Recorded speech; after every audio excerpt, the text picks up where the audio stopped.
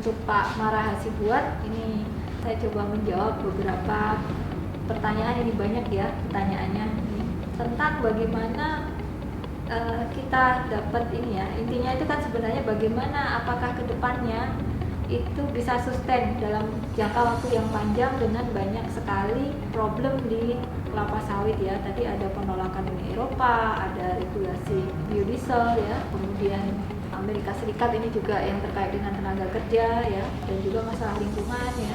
Itu memang akan terus menjadi sentimen, atau karena kita kenapa sawit itu selalu diserang hal seperti itu, karena memang terkait dengan perdagangan internasional. Nah ini di sini itu menjadi PR buat kita bersama, makanya tadi saya terangkan ya ini, bahwa tidak bisa dilakukan itu hanya sendiri-sendiri atau individu.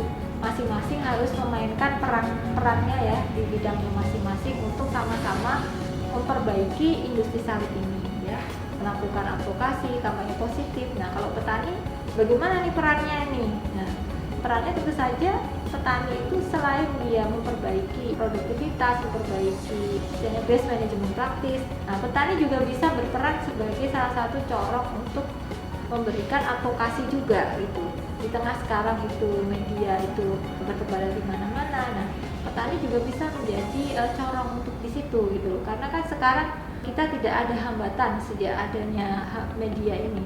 Siapapun dari wilayah manapun asal terakses ya dengan internet misalnya, itu bisa memberikan advokasi juga gitu loh. Bagaimana sih petani itu?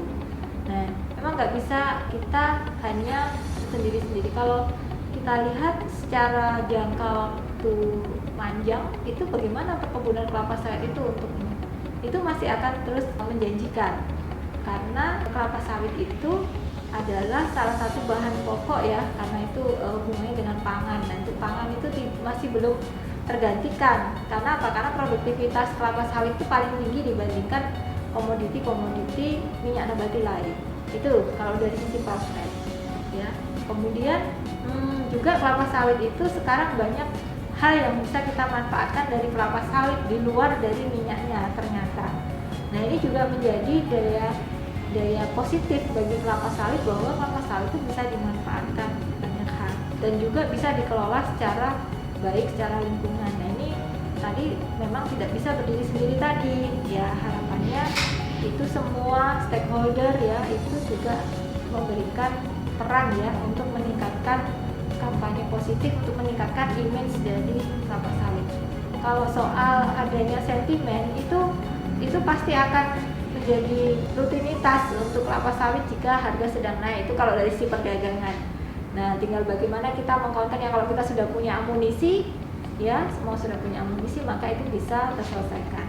Tetap optimis dalam bertani, berkebun untuk kelapa sawit. Semoga harapan yang dicita-citakan tetap kelapa sawit itu bisa memberikan penghidupan yang layak dan mensejahterakan untuk tani kita.